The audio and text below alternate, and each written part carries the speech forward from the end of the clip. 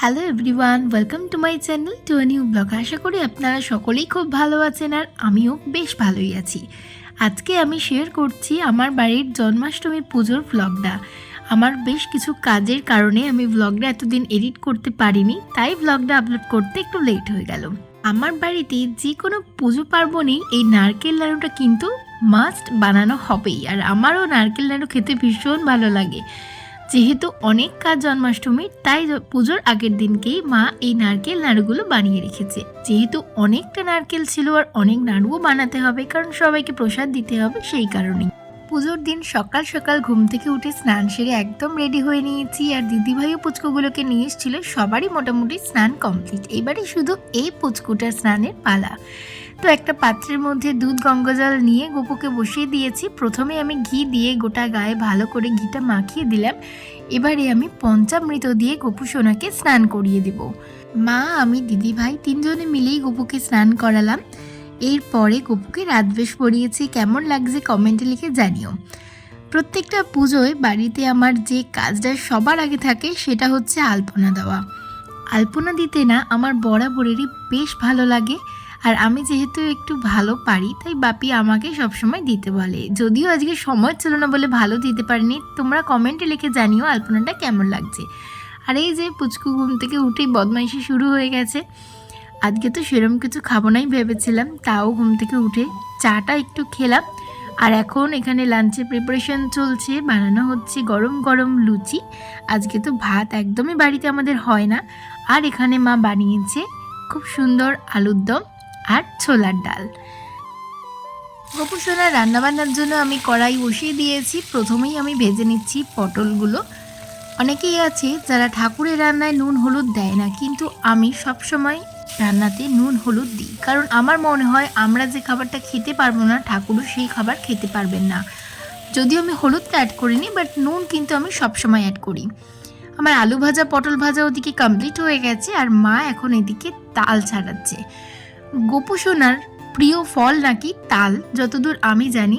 তো তাই প্রত্যেকবারে আমাদের টার্গেট থাকে যে তালের যত রকমের আইটেম বানানো যেতে পারে সেটাই ভালো হয় গোপু সোনার জন্য। আমি এখন তালের ক্ষীর বানাচ্ছি। প্রথমে তালের পাল্পটাকে কড়াইয়ের মধ্যে বেশ কিছুক্ষণ নাড়াচাড়া করে নিয়েছি, আর ওদিকে আমি নর্মাল যে ক্ষীর, সেই ক্ষীর বানিয়ে রেখেছিলাম। এখন সেই ক্ষীরটাই আমি এই তালের মধ্যে দিয়ে দিয়ে বেশ ভালো করে নাড়াচাড়া করলাম, আর দিলাম কিছু পরিমাণ কাজু কিশমিশ আর নারকেলের কোড়া। এই দিয়ে নেড়েচেড়ে নামিয়ে নিলাম। এখন আমি বানাচ্ছি সুজির হালুয়া। এটাও গোপালের জন্য আমি বরাবরের বানাই। এখন আমি এবার দিয়ে দিলাম টেস্ট ভালো হওয়ার জন্য আর গন্ধ ভালো হওয়ার জন্য ঘি, আর সামান্য পরিমাণে দুধ দিলাম। দুধ অ্যাড করলে না এই সুজির হালুয়াটা খেতে আরও ভীষণ ভালো লাগে। ঠাকুরের রান্না কিনা, তাই তো চেখে দেখতে পারবো না, তাই ঠাকুরকে ডাকছি যাতে সব টেস্ট ভালো হয়। তো তালের বড়া আর ফুলুরি বানানোর জন্য আমি এখানে একটা ব্যাটার তৈরি করে নিলাম। তালের কাঁধের মধ্যে দিয়ে দিলাম আমি কিছু পরিমাণ সুজি, ময়দা, নারকেল কোড়া, চিনি দিয়ে খুব ভালো করে মিশিয়ে মাখিয়ে বেশ কিছুক্ষণ রেখে দেবো। আর এখন এখানে গোপু সোনার জন্য আমি বানাচ্ছি ফুলকো ফুলকো ছোট্ট ছোট্ট লুচি। আর এই যে তালের লুচিও মা বেলে রেখেছে, সেগুলোকেও এবার ভাজার পালা। এই ছোট্ট পুচকু লুচিগুলো না আমার ভীষণ ভালো লাগে। গোপু তো ছোট, তাই গোপুর জন্য এরকম ছোট্ট ছোট্ট লুচি আমি ভাজি। তেল গরম হয়ে গেছে, এবারে আমি এক একটা করে ফুলুরি এই তেলের মধ্যে ছেড়ে দিচ্ছি। সর্ষের তেলে না তাল ফুলুরি ভাজলে ভীষণ ভালো টেস্ট হয়। তোমরা কখনো বাড়িতে ট্রাই করলে কমেন্টে অবশ্যই লিখে জানিও। তো আমার কাজ মোটামুটি প্রায় কমপ্লিট হয়ে গেছে, আর এখানে আমাদের বাড়ির কৃষ্ণ ঠাকুরকে সুন্দর করে এখন কৃষ্ণ সাজানো হচ্ছে। প্রত্যেকবার তো অনেক বউকে মেরে ধরে কৃষ্ণ সাজানো হয়, এবছরে নিজেই কৃষ্ণ সাজতে চেয়েছি। কি কিউট লাগছে দেখো। অনেক কষ্ট করে কয়েকটা ক্লিপ আমি জোগাড় করেছি, কারণ একদম ফটো ভিডিও তুলতে দিচ্ছিল না। তো এখন আমি এখানে কৃষ্ণের জন্য সমস্ত ভোগগুলো ভালো করে সাজিয়ে দিচ্ছি। এখন আমি এখানে যে চাল কড়াই ভাজা হয় সেটাকে এক একটা করে দিয়ে ভালো করে সাজিয়ে নিচ্ছি।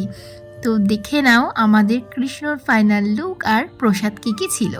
তো এই হচ্ছে কৃষ্ণের ফাইনাল লুক। আর প্রসাদে ছিল চাল কড়াই ভাজা, অনেক রকমের ফল, গোটা ফল ছিল, তালের ফুলুরি, চকলেট দিয়েছিলাম কৃষ্ণকে, এটা ছিল নৈবেদ্য, লুচি, আলু ভাজা, পটল ভাজা, আর ছিল তালের লুচি।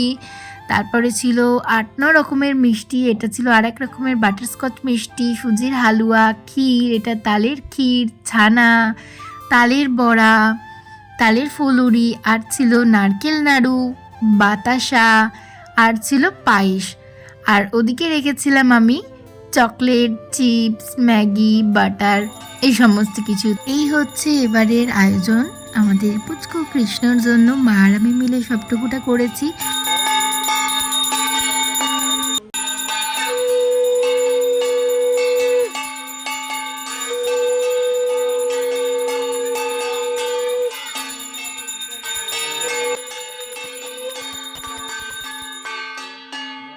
সারাদিন এত কাজ করার পর টায়ার্ড লাগছিল বলে না আর শাড়ি পরে রেডি হতে ইচ্ছা করেনি। যা পরেছিলাম তাই পরে থেকে গেছি। এখন এবার আরতি শুরু হবে।